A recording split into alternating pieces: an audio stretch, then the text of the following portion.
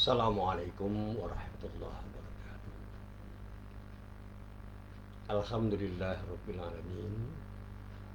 Wassalatu wassalamu ala khatamil anbiya'i wal mursalin nabiyyina Muhammadin wa ala alihi wa sahbihi ajma'in. Amma ba'd. Para jamaah yang dirahmati Allah. Alhamdulillah pada pagi hari ini kita masih dipertemukan oleh Allah. Allah masih mengizinkan kita untuk bertemu. Dan mari kita syukuri kenikmatan yang telah diberikan oleh Allah itu dengan memanfaatkan waktu yang diberikan oleh Allah untuk berbuat sesuatu yang bermakna. Salah satunya adalah mari kita mencoba memahami kembali apa yang telah disyariatkan oleh Allah, dan kemudian kita coba untuk kita renungkan, dan pada akhirnya kita coba untuk kita amalkan di dalam kehidupan kita sehari-hari. Para jamaah yang dirahmati Allah, 2 kali saya mendapatkan pertanyaan tentang apa yang disebut ikhlas itu. Lalu ada istilah yang kemudian muncul. Ada orang yang disebut mukhlis, ada orang yang disebut mukhlas. Dan yang terakhir ini terkait dengan orang yang pada saatnya akan sulit digoda oleh iblis, yaitu hamba-hamba Allah yang disebut dengan al-mukhlasin. Mari kita coba untuk memahami kembali makna ikhlas itu, dan kemudian apa upaya yang harus kita lakukan untuk meraih keikhlasan. Para jamaah yang dirahmati Allah, masih banyak orang yang sampai saat ini masih bertanya-tanya tentang makna ikhlas itu.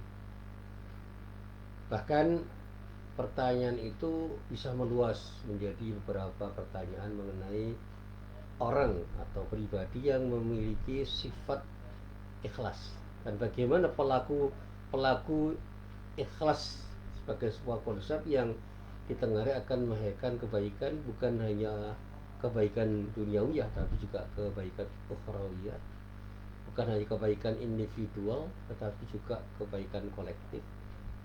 Dan pada saatnya orang yang ikhlas itu tidak hanya bermanfaat untuk dirinya tetapi juga bermanfaat untuk orang lain. Dan tidak usah jauh-jauh kita itu mencoba untuk memahaminya. Kita lihat diri kita dan bagaimana kita berinteraksi dengan orang lain. Sejauh mana kita sudah menjadi pribadi-pribadi yang memberi manfaat pada diri kita dan pada orang lain dengan tetap melaksanakan syariat Allah yang telah disyariatkan oleh Allah untuk kita pahami, kita yakini, kita renungkan, dan pada akhirnya kita amalkan. Di dalam Al-Quran memang terdapat 2 istilah yang berkenaan dengan orang yang memiliki sifat atau yang disebut dengan pelaku ikhlas. Yang pertama yang disebut dengan mukhlis, dan yang kedua disebut dengan mukhlas. Nah, kalau orang ini disebut sebagai mukhlis, itu artinya orang yang meraih keikhlasan dengan upaya optimalnya. Jadi setelah dia berproses untuk menjadi orang yang ikhlas, dia mencapai puncaknya menjadi orang yang disebut mukhlis. Artinya apa? Itu adalah capaian dari upayanya ketika dia berjuang untuk menjadi orang yang meraih keikhlasan. Sementara yang kedua yang disebut dengan mukhlas itu adalah orang yang telah memiliki sifat ikhlas di dalam dirinya. Jadi keikhlasan itu sudah melekat di dalam dirinya dan menjadi bagian dari kepribadiannya, sehingga keikhlasan itu sudah dikatakan sebagai sesuatu yang jadi bagian yang melekat pada kepribadiannya. Jadi dia punya kepribadian sebagai orang yang ikhlas, sehingga setiap tindakannya itu kan tumbuh menjadi tindakan yang baik karena keikhlasannya. Kata-katanya, kemudian sikap dan perilakunya itu menunjukkan bahwa dia itu adalah orang yang benar-benar sudah ikhlas. Lalu kalau kita bicara tentang ikhlas secara bahasa, ikhlas itu yang berasal dari kata-kata khalaso. punya makna bersih dari kotoran dan menjadikan sesuatu bersih dan tidak kotor. Itu yang kemudian difahami oleh para ulama sebagai sesuatu yang ada pada diri orang. Ketika orang itu sudah ikhlas, maka dia akan jadi orang yang selalu bersih dari kotoran-kotoran yang bisa mengotorinya, dan selalu punya keinginan untuk membersihkan kotoran-kotoran yang bisa mengotori dirinya. Kotoran-kotorannya tentu saja bukan kotoran-kotoran yang bersifat fisik, karena ikhlas itu menyangkut sesuatu yang bersifat rohani, sehingga kotoran-kotorannya juga merupakan kotoran-kotoran yang bersifat rohani. Nah, orang yang ikhlas itu adalah orang yang menjadikan agamanya dan keberagamannya itu murni diamalkan hanya untuk Allah saja. Dengan apa? Dengan cara menyembah Allah dan tidak syirik, tidak menyekutukan Allah, sehingga orang itu tidak akan pernah punya sikap riya di dalam beramal, karena dia tahu bahwa semua amal perbuatannya itu tertuju untuk Allah, diniatkan sebagai ibadah. Nah, kenapa kata riya itu menjadi sangat penting untuk dipahami dalam konsep ikhlas itu? Karena apa?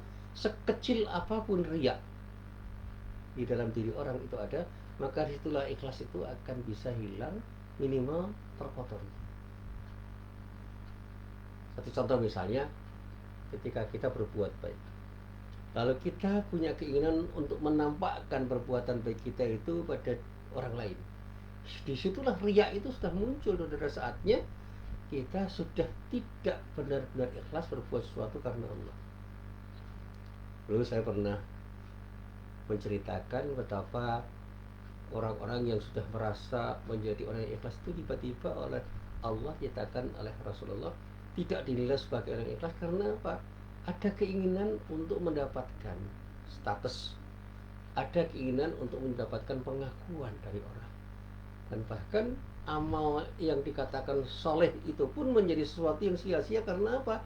Ada keinginan orang itu ketika beramal soleh ingin diakui oleh orang lain, sehingga ketika orang lain tidak mengakui amal solehnya, dia kecewa. Dan ketika dia meninggalkan perbuatan-perbuatan maksiat pun dia ingin agar orang lain itu tahu, sehingga dia mendapatkan pengakuan bahwa dia bukan orang yang senang berbuat maksiat sekecil apapun. Keinginan-keinginan seperti itu akan mengotori hati seseorang, sehingga keikhlasan itu akan tergores dan bahkan suatu saat akan sirna sebagai akibat dari keinginan orang untuk mendapatkan pujian dari orang lain. Nah, disinilah kemudian para ulama mengatakan ada perjuangan berat untuk mencapai keikhlasan itu. Kan tidak mudah orang mendapatkan predikat mukhlis, apalagi mukhlas. Ada perjuangan untuk mendapatkan pribadi mukhlis dan mukhlas itu adalah perjuangan yang selalu akan mendapatkan rintangan yang luar biasa, baik rintangan yang bersifat internal maupun rintangan yang bersifat eksternal. Nah, para jamaah yang dirahmati Allah, lalu ketika orang bicara tentang ikhlas, kalau orang mengatakan ikhlas itu berarti orang bicara tentang niat. Niat orang ketika melakukan tindakan atau tidak melakukan tindakan itu hanya ingin atau mengharap ridha Allah saja, sehingga di dalam beramal dia tidak akan pernah berpikir untuk siapa dia beramal kecuali hanya untuk Allah semata-mata. Sehingga para ulama mengatakan murnikan niat kita dari kotoran-kotoran yang bisa merusak niat kita. Kita masih ingat ketika Rasulullah bersabda tentang persoalan niat dalam kaitannya dengan jihad. Beliau mengatakan innamal a'malu binniyah. Di dalam hadis yang lain dikatakan innamal a'malu binniyat. Setiap tindakan itu bergantung pada niatnya masing-masing. Niat orang itu ketika melakukan tindakan. Nah, di dalam hijrah kan ilustrasinya begini. Ada orang yang berhijrah karena Allah, tapi ada orang yang berhijrah bukan karena Allah. Bahkan diilustrasikan dulu ada orang yang berhijrah karena ingin mendapatkan seorang perempuan yang mau dinikahinya. Nah, ketika orang itu berhijrah karena Allah, Allah akan memberikan pahala hijrahnya itu. Dan bukan tidak mungkin sebagai akibat dari pahala hijrahnya itu, orang akan mendapatkan kenikmatan duniawi, bahkan kemudian mendapatkan istri yang salihah kalau itu laki-laki, atau mendapatkan suami yang saleh kalau itu perempuan. Jadi kalau orang itu berhijrah karena Allah, tidak hanya dia mendapatkan kenikmatan batiniah atau kenikmatan ukhrawi, tetapi mungkin juga kenikmatan duniawi yang bermacam-macam. Sebaliknya, ketika orang itu berhijrah hanya karena persoalan dunia, apalagi direduksi menjadi kepentingan untuk menikah dengan seorang wanita atau dinikahi oleh seorang laki-laki, ya hijrahnya maksimal hanya akan mendapatkan dunia seisinya atau sesuatu yang diinginkannya itu. Sementara orang itu tidak akan mendapatkan ridha Allah, sehingga pahala dari Allah tidak dia dapatkan. Kepentingan duniawinya mungkin tercapai, tetapi kepentingan ukhrawiynya bisa tidak tercapai. Seorang yang mencari ilmu karena ingin menjadi seorang ilmuwan, ya dapat ilmu dan punya predikat sebagai ilmuwan. Sebaliknya, ketika orang itu mencari ilmu karena Allah, Allah ridho, maka Allah akan berikan kemudahan orang itu untuk menjadi seorang ilmuwan yang dengan ilmunya itu dia punya keinginan kuat untuk selalu mendekatkan dirinya kepada Allah, sehingga ilmunya menjadi bermanfaat untuk kepentingan duniawinya dan kepentingan ukhrawinya. Dunia akhirat dapat. Karena Allah ridho di situ. Nah, disinilah saya sering mengatakan begini. Keikhlasan orang untuk mencari ilmu dan mengamalkan ilmunya, insya Allah akan memberikan kontribusi positif bukan hanya untuk dirinya, tapi juga orang lain. Karena apa? Allah itu memberikan ridho, dan Allah itu memberikan kesempatan kepada orang itu mendapatkan ridhonya. Beberapa waktu yang lalu saya berbicara tentang nafsul mutmainnah. Di dalam konsep nafsul mutmainnah ada kata-kata yang sangat indah. Irji'i ila rabbiki radiyatan mardiyah.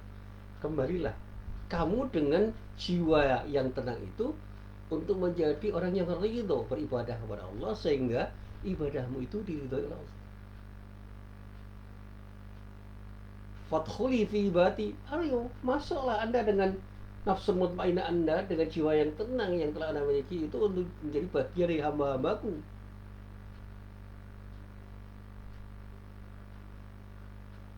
Sehingga dikatakan wadkhuli jannati, ujung-ujungnya silahkan Anda masuk ke surgaku, karena Anda memang memenuhi syarat, memenuhi kualifikasi sebagai orang yang layak untuk masuk surga, karena ketakwaanmu itu sudah muncul sebagai akibat dari keikhlasanmu ketika kamu beribadah kepada Allah.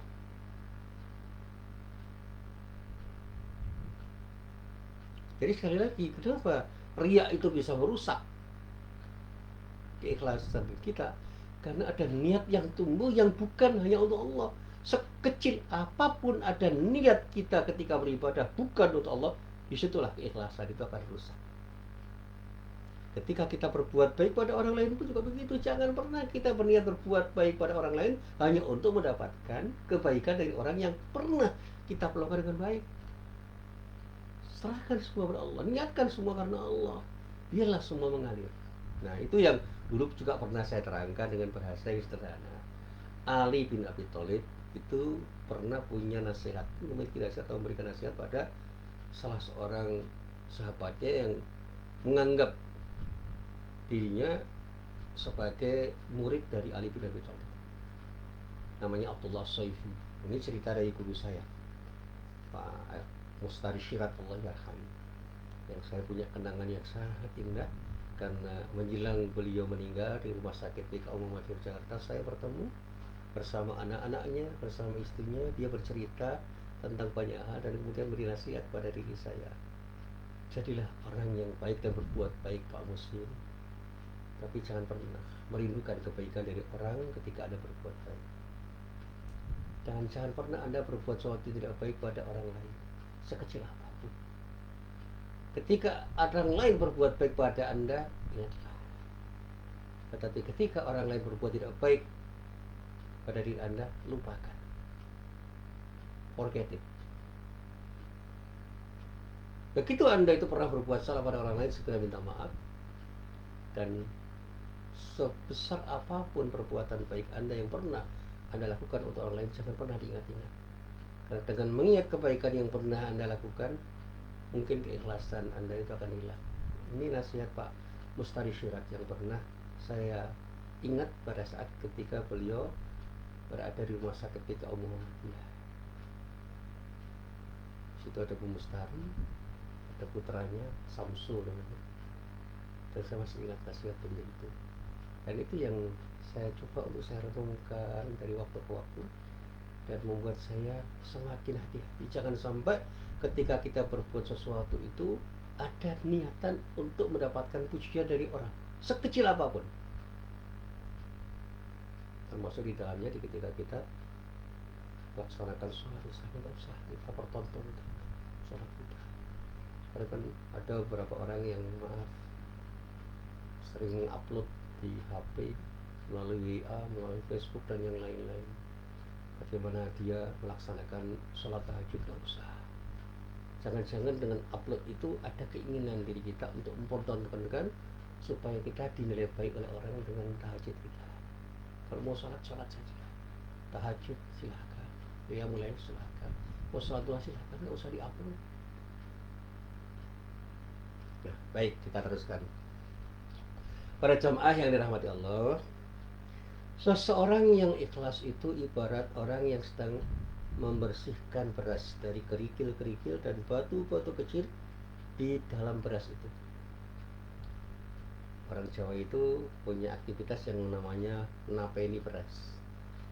Jadi beras itu dimasukkan ke sebuah tempat.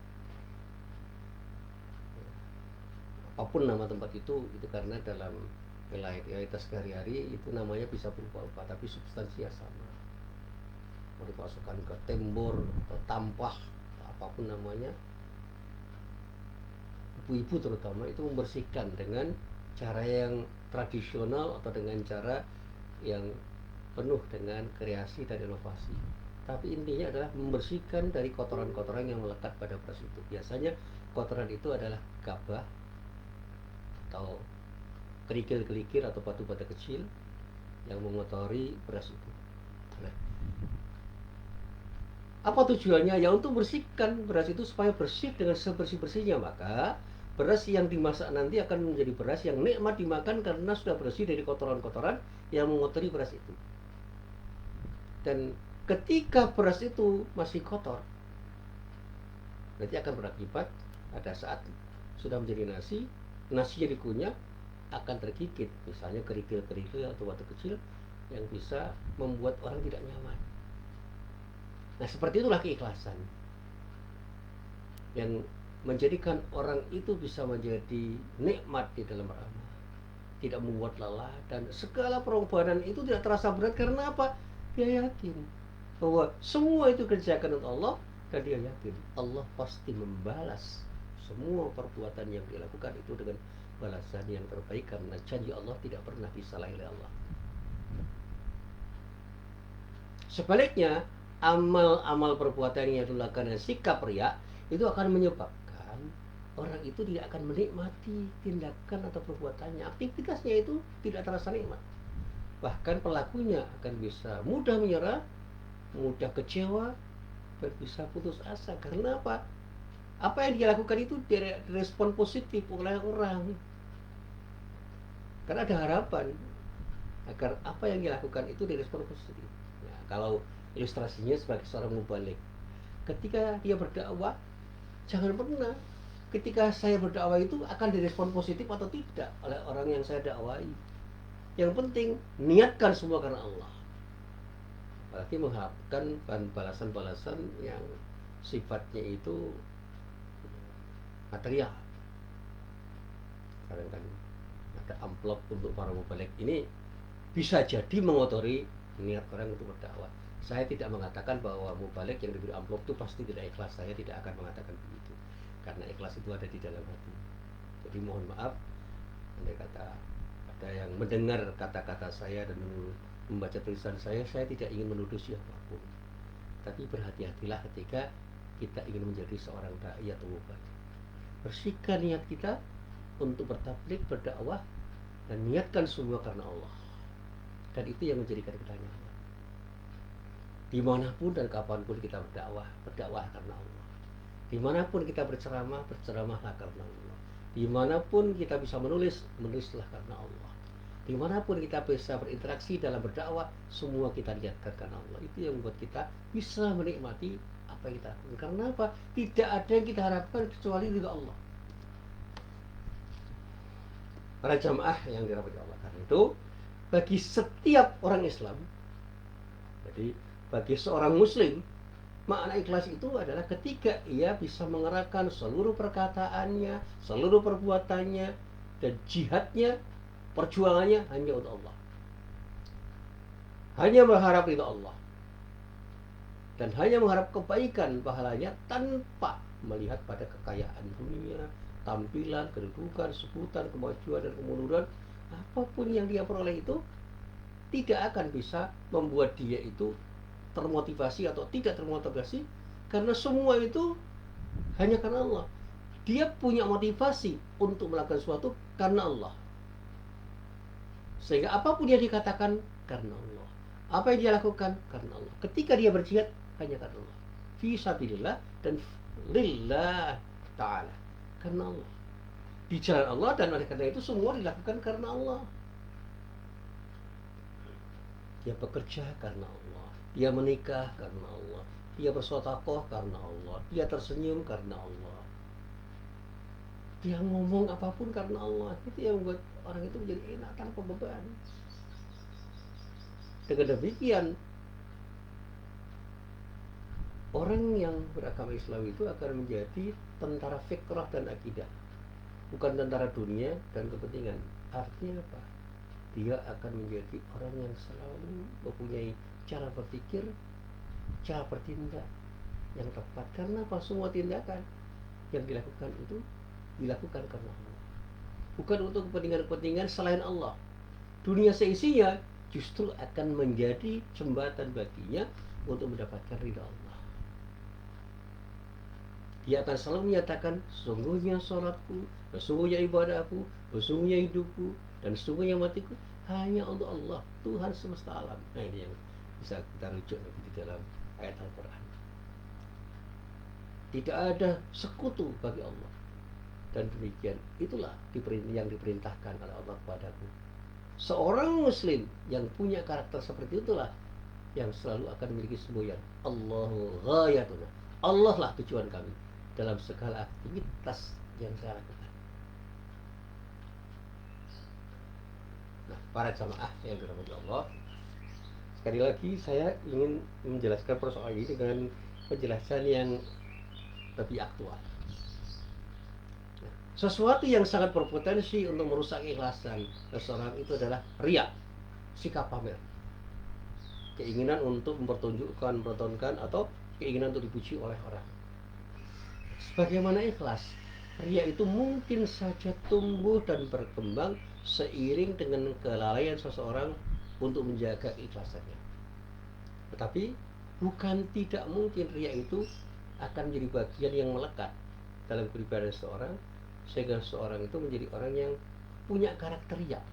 Sekali lagi, kalau orang tidak berhati-hati di dalam berbuat, bukan tidak mungkin riya itu akan menjadi bagian dari kepribadiannya.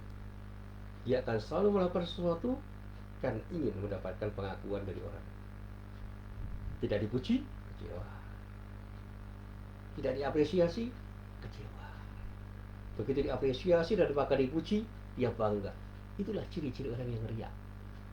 Tapi bagi orang yang ikhlas, gak dipuji gak ada masalah, dicela gak ada masalah, tidak diapresiasi, gak dihargai, gak ada masalah, gak ada pengakuan dari siapapun, gak masalah. Bahkan ketika apapun yang dilakukan itu dilecehkan oleh orang, diremehkan oleh orang, gak akan kecewa. Karena apa? Semuanya dilakukan hanya untuk Allah semata-mata kok. Yang dicari itu hanya satu, ridho Allah. Sekali lagi, yang dicari hanya satu, ridho Allah. Itu yang mesti harus kita camkan, kita renungkan.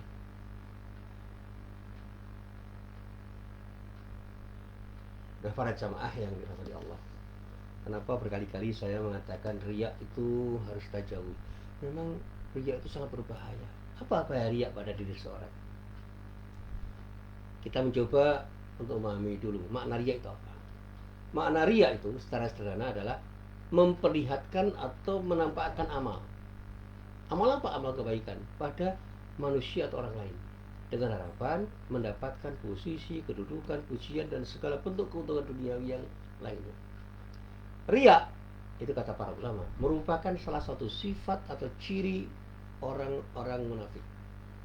Para ulama mengutip sebuah ayat yang terdapat di dalam surah An-Nisa, tepatnya pada ayat 142. Di dalam ayat itu Allah berfirman, "A'udzubillahi minasyaitonirrajim.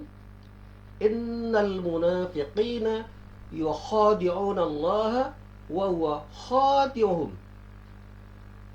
Wa idza qamu ila sholati qamu kusala. Yura'una an-nasa wa la yadhkuruna Allah illa qalila." Dan kalau kita terjemahkan dengan bahasa yang sederhana, saya gampang dimengerti, di dalam ayat ini Allah menyatakan begini: sesungguhnya orang-orang munafik itu sebenarnya menipu Allah. Kalau bahasanya para mubalek di Jawa itu, sak temennya wong-wong munafik itu kepingin ngapusi Gusti Allah, dan Allah akan membalas tipuan mereka. Jadi apa yang mereka lakukan itu akan dibalas oleh Allah dengan tipuan yang lebih canggih. Nah, itu yang harus kita camkan di dalam kehidupan kita sehari-hari. Allah menyatakan seperti itu. Ya. Dan apabila mereka siapa, orang-orang munafik itu berdiri untuk sholat atau menegakkan sholat, mendirikan sholat, mereka itu berdiri dengan malas. Jadi mereka itu melakukan sholat itu dengan kemalasan mereka. Kalau bahasa Jawanya rasa-rasa. Mereka bermaksud riya dengan sholat itu di hadapan manusia, karena ada keinginan untuk riya. Akhirnya mereka berpikir, kalau saya sholat di masjid ini, siapa yang melihat, siapa yang menonton, siapa yang memperhatikan? Kalau di masjid itu, siapa yang melihat, siapa yang menonton? Nah, karena itu saya harus sholat di masjid yang ditonton oleh orang banyak. Kalau saya berkhutbah, ya berkhutbah di masjid yang di situ ditonton oleh orang banyak. Kalau saya ngomong, kira-kira omongan saya itu dipublikasikan untuk siapa saja. Ya, sekali lagi mereka bermaksud riya dengan sholat itu di hadapan manusia, dan tidaklah mereka menyebut Allah kecuali sedikit sekali. Jadi ketika menyebut Allah itu ya hanya sekedar sebutan-sebutan yang dalam bahasa Jawa itu lamis, saanane, sak tekane, sehingga tidak ada kemantapan hati untuk menyebut asma Allah. Bahkan para ulama mengatakan bahwa riya itu juga merupakan salah satu cabang dari kemusyrikan. Kenapa mereka mengatakan begitu? Karena ada sebuah hadis yang menyatakan bahwa Rasulullah itu pernah bersabda. Apa sabdanya? Inna akhwafa ma akhafu alaikum asyirkul asghar. Kalau dalam bahasa sederhana dikatakan dalam bahasa yang populer oleh para mubalek itu, sak temene, sesungguhnya yang paling kutakuti pada kalian adalah syirik kecil. Itu kata Rasulullah pada para sahabat waktu itu. Syirik kecil yang dikhawatirkan oleh Allah pada para sahabat. Qalu. Nah, atas pernyataan Rasulullah itu para sahabat pun bertanya. Qalu, mereka bertanya, mereka berkata, mereka berkomentar, ya Rasulullah, wa masyirkul asghar. Ya Rasulullah, apa yang kau maksudkan dengan syirik kecil itu? Qala ar-riya. Rasulullah menjawab ar-riya. Yang dikatakan Rasulullah tegas, riya, syirik kecil itu. Innallaha yaqulu yauma tujazal ibadu bi'amalihim. Idhabu ilal ladzina kuntum tura'una bi'amalikum fid dunya. Fanzuru hal tajiduna 'indahum jazaa'a. Allah berfirman, kata Rasulullah, di hari kiamat ketika membalas amal-amal hambanya, pergilah pada yang kamu berbuat riya di dunia dan perhatikanlah apa kamu mendapatkan balasannya. Artinya Allah menegur di sini. Kalau kita itu berbuat sesuatu karena riya, Allah mengatakan, ayo mintalah kepada orang yang kamu minta untuk memuji Anda itu, ketika kamu buat di dunia, kira-kira kamu dapat balasan nggak dari mereka? Tentu saja tidak dapat. Inilah peringatan Rasulullah supaya kita berhati-hati.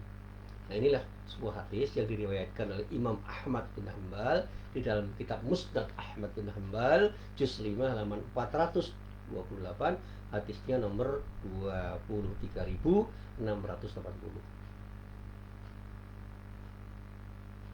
Dan juga pada halaman 429 hadisnya nomor hadis 23.686. Sementara Imam Al-Baihaqi juga meriwayatkan di dalam kitab Syu'abul Iman juz 9 halaman 154, hadisnya hadis nomor 6412. Semuanya berasal dari Mahmud bin Labid radhiyallahu anhu. Nah, para jamaah yang dirahmati Allah, orang-orang yang berbuat sesuatu karena riya, karena ingin mendapatkan pujian dari orang, pasti akan mendapatkan hukuman dari Allah Subhanahu wa taala. Orang-orang yang telah melakukan amal-amal yang terbaik sekalipun, apakah itu seorang mujahid, orang yang berjuang berjihad karena Allah saja, itu katanya saya berjihad karena Allah, berjihad fisabilillah. Para ustadz, para mubalik, para ulama, para kiai, orang-orang yang selalu berinfak, bersedekah, berzakat, semuanya itu akan diseret ke neraka karena amal mereka tidak dilakukan dengan ikhlas karena Allah. Ini ancaman. Ini para ulama mengingatkan seperti itu. Dan para ulama mengutip sebuah sabda Rasulullah yang dinyatakan oleh Rasulullah, "Man ta'allama 'ilman mimma yubtagha bihi wajhallahi 'azza wa jalla la yata'allamu illa yusiba bihi 'aradan minad dunya lam yajid 'arfal jannati yaumal qiyamah." Yakni rihaha. Siapapun orang yang menuntut ilmu yang seharusnya dilakukan untuk mencari ridha Allah dan tidak menuntutnya kecuali untuk mendapatkan perhiasan dunia, maka ia tidak akan mendapatkan wangi-wangian surga di hari akhir. Apa yang dimaksud wangi-wangian surga itu? Maksudnya aroma surga. Ini sebuah hadis yang diriwayatkan oleh Imam Ibnu Majah dalam Sunan Ibnu Majah juz 1 halaman 169, hadisnya hadis nomor 52, dan juga diriwayatkan oleh Imam Abu Dawud di dalam kitab Sunan Abi Dawud juz 3 halaman 323, hadisnya hadis nomor 3664. Di samping itu juga diriwayatkan oleh Ahmad bin Hambal di dalam kitab Musnad Ahmad bin Hambal juz 2 halaman 338, hadisnya hadis nomor 8438, dan semuanya berasal dari Abu Hurairah radhiyallahu anhu.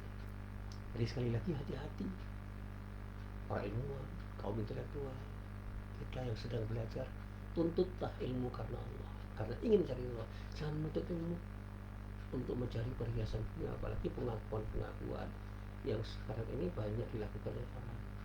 Karena apa? Begitu kita itu melakukan tindakan itu bukan karena Allah, kita tidak akan mendapatkan aroma surga. Itu artinya apa? Allah mengancam, jangan sampai. Sekarang kan orang mencari ilmu itu dapat pengakuan, dapat ilmu ingin cari pengakuan, begitu jadi ilmuwan ingin diakui orang banyak. Saya lah orang yang seharusnya diakui. Begitu tidak mendapatkan pengakuan dari orang banyak, kecewa. Nah, itulah artinya niatnya sudah tidak ikhlas karena Allah, dikarenakan dia mencari dan mendapatkan semuanya itu karena persoalan dunia, ingin mendapatkan perhiasan dunia. Nauzubillah min dzalik. Nah, para jamaah yang dirahmati Allah, sekarang kita mencoba untuk melihat lebih jelas lagi. Apa sih ciri-ciri orang yang ikhlas itu? Ciri-ciri orang yang ikhlas itu antara lain. Ini antara lain. Pertama, orang yang ikhlas itu akan selalu beramal dan bersungguh-sungguh di dalam beramal, baik dalam keadaan sendiri atau bersama orang banyak. Dipuji atau dicela sama saja. Berkaitan dengan hal itu, Ali bin Abi Thalib radhiyallahu anhu pernah berkata begini, orang yang bersikap riya itu minimal memiliki dua ciri. Yang pertama, malas jika sendirian dan rajin jika di hadapan banyak orang. Yang kedua, semakin bergairah dalam beramal jika dipuji dan semakin berkurang gairahnya kalau dicela. Jadi kalau cuma sendiri, gak ada orang, malas, gak rajin.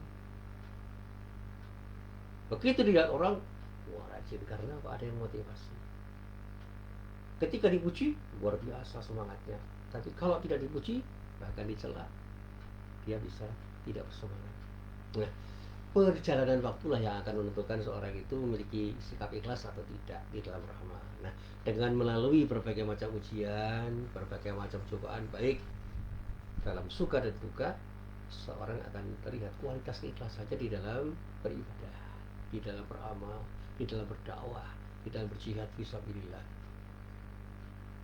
Kata para ulama, Al-Quran itu sudah menjelaskan sifat orang-orang yang beriman yang ikhlas beramal karena Allah, dan sifat orang yang munafik yang beramal bukan karena Allah. Dan bahkan membuka kedok dan kebusukan orang-orang munafik itu dengan berbagai macam cirinya. Di antaranya apa yang disebut di dalam surat At-Taubah ayat 44 sampai ayat 45. Di situ Allah berfirman, "A'udzubillahi minasyaitonirrajim. La yasta'dzinuka alladziina yu'minuuna billahi wal yawmil akhir ayyujahidu bi amwalihim wa anfusihim wallahu alimun bil muttaqin. Innama yasta'dzinuka alladziina la yu'minuuna billahi wal yawmil akhir wartabat qulubuhum fahum fi raibihim yataraddadun." Orang-orang yang beriman kepada Allah dan hari akhir tidak akan meminta izin kepadamu untuk tidak ikut berjihad dengan harta dan diri mereka. Dan Allah mengetahui orang-orang yang bertakwa. Nah, sesungguhnya yang akan meminta izin kepadamu hanyalah orang-orang yang tidak beriman kepada Allah dan di hari akhir. Dan hati mereka selalu ragu. Karena itu mereka selalu bimbang dalam keraguan-keraguannya itu. Nah, ini dulu ketika Rasulullah itu memandu, memotivasi, mengajak orang berjihad fisabilillah. Ada orang yang enggan, ada orang yang bersemangat.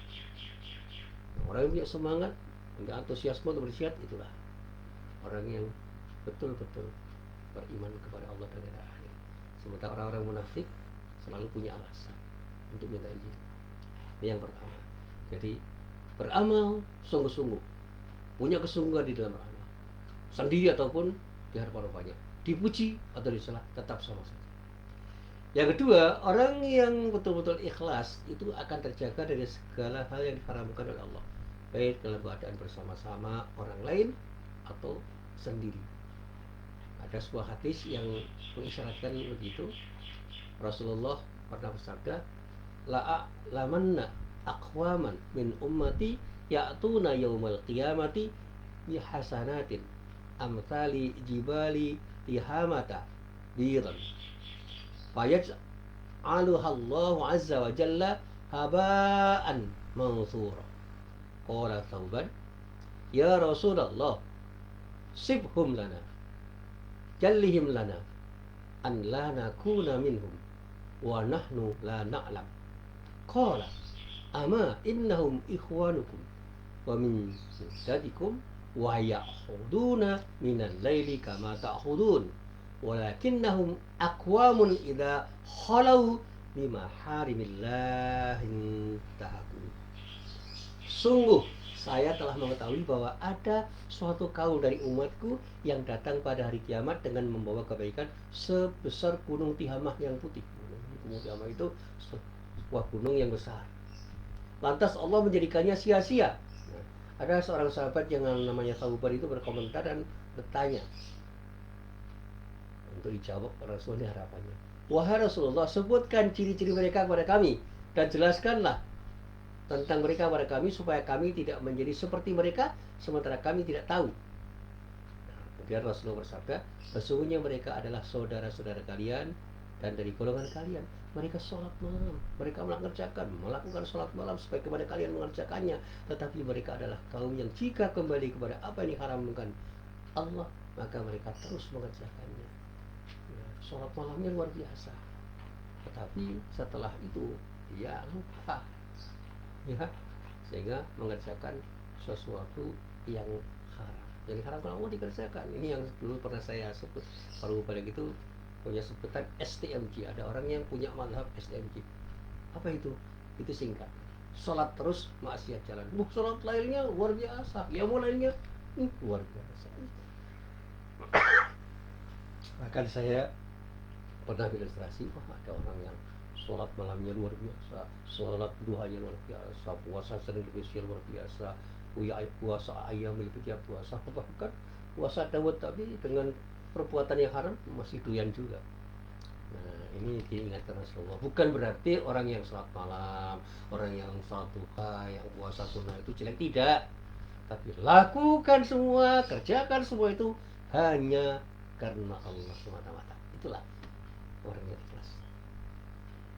Ya, karena apa? Tujuan yang hendak dicapai oleh orang yang ikhlas itu adalah ridha Allah, bukan ridha manusia, sehingga mereka senantiasa memperbaiki diri dan terus beramal, baik dalam kondisi sedang sendiri atau ramai atau dilihat oleh orang. Dilihat orang atau tidak sama, mendapat pujian atau celaan sama, karena mereka yakin bahwa Allah melihat setiap amal baik dan buruk sekecil apapun yang mereka lakukan. Nah, yang ketiga, orang yang ikhlas itu biasanya di dalam bermuamalah akan terlihat bahwa seorang muslim yang ikhlas akan merasa senang. Jadi akan terlihat betul dalam diri mereka. Selalu merasa senang jika kebaikannya itu terrealisasi, terwujud di tangan saudara seorang muslim. Semakin banyak dia itu memberi kontribusi positif saudaranya, sehingga kebaikannya itu bermakna bagi orang punya, dia akan semakin senang. Sebagaimana dia juga merasa senang jika terlaksana oleh tangannya sendiri. Ketika dia bisa berbuat baik dan perbuatan baiknya itu mengalir menjadi perbuatan baik bagi orang lain, luar biasa. Jadi dia selalu menyebar virus kebaikan, bukan virus keburukan. Menjadi apapun dia akan selalu berbuat sesuatu dalam rangka untuk kebaikan orang banyak. Jadi sekali lagi, setiap muslim, setiap orang Islam yang ikhlas akan menyadari kelemahan dan kekurangannya. Oleh karena itu mereka selalu ingin membangun amal jamaah, kerja kolektif di dalam aktivitas. Dia senantiasa menghidupkan syura musyawarah dan menguatkan ukhuwah, bekerja untuk kemuliaan Islam dan umat Islam, bukan untuk meraih popularitas dan apalagi membesarkan diri mereka atau kelompoknya semata-mata. Jadi orientasi pribadinya itu semakin kecil. Karena apa? Dilakukan semuanya untuk bisa memberikan sesuatu yang betul-betul dinikmati orang banyak. Dia ingin berkontribusi untuk umat. Karena apa? Karena dia yakin semakin banyak dia melakukan sesuatu yang kontribusinya itu jelas untuk orang banyak, insya Allah itu akan menjadi bagian dari amal jariah dirinya. Dan itu semua dilakukan hanya karena Allah, bukan untuk orang lain. Jadi tidak ada upaya lain untuk meraih keikhlasan selain melatih diri. Sekali lagi saya tegaskan, selain melatih diri. Jadi ketika kita ingin menjadi orang yang ikhlas, latihlah diri kita untuk beramal hanya dalam rangka meraih ridha Allah, serta punya upaya seoptimal mungkin untuk tidak berharap pujian sekecil apapun dari orang lain, dengan sikap riya yang mungkin secara tidak sadar kita miliki. Bahkan hindarkan diri kita dari sikap menguji diri dengan sikap ujub, supaya kita itu bersih dari sesuatu yang mengakibatkan keikhlasan kita akan hilang, karena sikap diri kita yang pada saatnya akan meruntuhkan keikhlasan yang ada di dalam diri kita. Inilah apa yang bisa saya sampaikan dalam kesempatan pagi ini. Saya mohon maaf dengan sebesar-besarnya andai kata apa yang saya sampaikan itu tidak berkenan, karena saya tidak punya maksud sekecil apapun untuk berbuat sesuatu yang menyusahkan orang banyak. Doakan dan mari kita berdoa bersama-sama, mudah-mudahan semua yang kita kerjakan itu benar-benar kita kerjakan dengan ikhlas karena Allah, bukan karena selain Allah, sehingga Allah akan berkenan menerima semua perbuatan kita sebagai amal soleh dan akan menjadikan diri kita menjadi orang yang memenuhi syarat untuk mendapatkan kenikmatan yang tertinggi dari Allah, yaitu kenikmatan surgawi.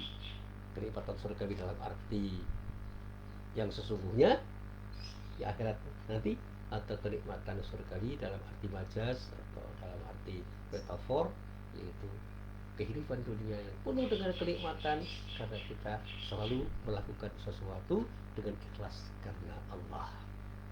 Inilah sekali lagi apa yang bisa saya sampaikan. Billahi taufik wal hidayah. Wassalamualaikum warahmatullahi wabarakatuh.